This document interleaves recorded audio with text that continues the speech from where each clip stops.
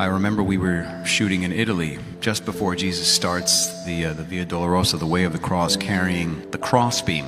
And he's getting beat up by the guards, and then they crown him with thorns. And there was one of the Italian guards, we were shooting locally in Italy, and one of the Italian guys playing a Roman soldier, who I think in the last several years has had a resurgence in his own faith. He has to slug me in the stomach. And he came over to me and he was in tears. He's like, "I'm so sorry. I'm so sorry." I said, No. You're doing what you're supposed to do.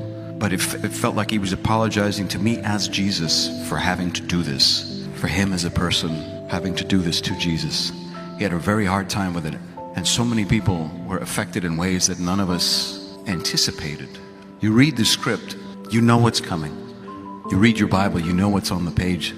But then to live it out, even as a portrayal, it takes his passion to a whole other level.